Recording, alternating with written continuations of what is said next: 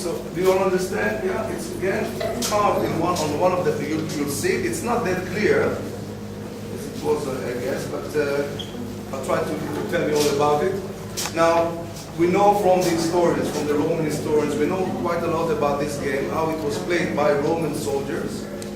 And they've named it the King's Game, or the Game of the King. And Roman soldiers were playing such games not only here in many other places, on real prisoners. I mean, they used to play it on real people. And the end of the game was execution, death. Okay, so they used to pick up a prisoner from time to time to crown him as a king, and at the end of the game, to execute the king. Okay? Now you see, the letter here, B, the letter B stands for the Greek word Basileus. Basileus, it means king. Okay? Here, we're looking at this little thing, should represent a scorpion. See it? The scorpion used to be one of the sons of the 10th Roman Legion. Okay? And the 10th Roman Legion, indeed, they were responsible for Judea and Jerusalem back then. Okay, so we can relate it, you see, immediately to the 10th Roman Legion, to the Romans. Then we have a big circle here, divided circle, you see? Okay? And here, what I'm pointing now, it should represent a flagellum, a whip, Roman whip. So we understand that as they were playing this game, or went through all the stages of the game, they used from time to time to scourge the prisoner. You see, this is also, look at this part, where they used to throw the lots or the dice as they were following the different stages of the game. Then out of this circle, there is a line that goes down, and on the next side, you don't see it here, it doesn't show here. But on the next side, the line that comes out from this wheel or circle is intersected by a sword. Death. Okay, so it seems like we have different stages, and then the decline, or we call it the line of life until death. Okay? On the next slide, you see a sword that cuts off the line. Okay? So very strong feel about it that maybe this particular game or such a game was played on Yeshua right here at the fortress of Antioch. What was his accusation? King of the Jews. But remember, it fits the scriptures. They made him a crown of thorns, exactly as seen here. Okay? So you are going soon to stand on the actual pavement. Look at the game, and as you stand on the floor tiles, remember that Yeshua shed blood there on the floor tiles that you're about to see. Okay, and it was from here that he went on his way along the Via Dolorosa to Calvary. This is the beginning right here of the Via Dolorosa. All will agree about that. Next door, there are two Catholic churches.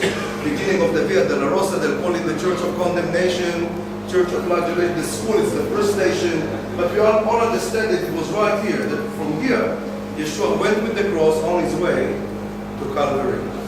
Okay? So when we leave this building a different way, we're going to follow the road, the Via Dolorosa. You'll see the road signs, Via Dolorosa.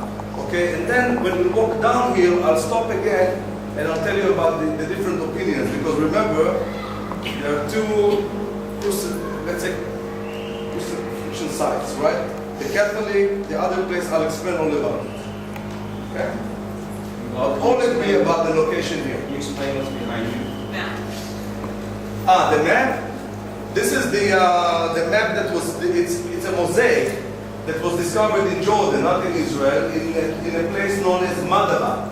Madaba. It was discovered in 1884 in a church a Byzantine church in Jordan, a place by the name Madaba, and it's the whole floor. It's actually a map of the Holy Land that shows different location sites in the Holy Land, and this part in the map shows Jerusalem. So it shows the city of Jerusalem during the 5th century, the Byzantine time, the Byzantine period, okay, 5th, 6th century.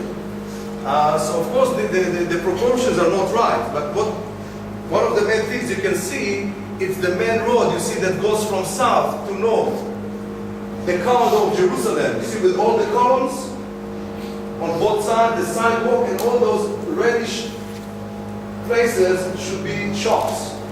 Notice how wide the road is in relation to the city. So the corridor of Jerusalem.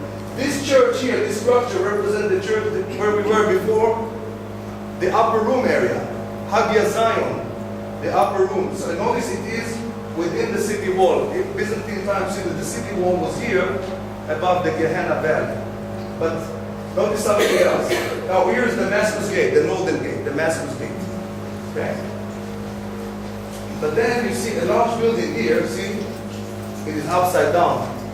See the large, representing the Church of the Holy Sepulchre. Okay, where is it? It's within the city wall. And the church was supposed to be at the site of the crucifixion. It was built over Golgotha. See, the crucifixion was outside the city wall, not in.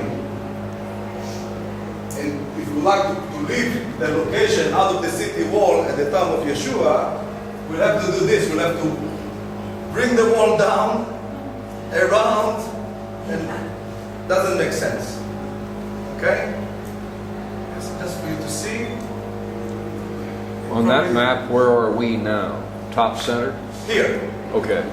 We are here. So what we are going to do, we are going to follow this road down here, and we will meet at a main road, another corridor.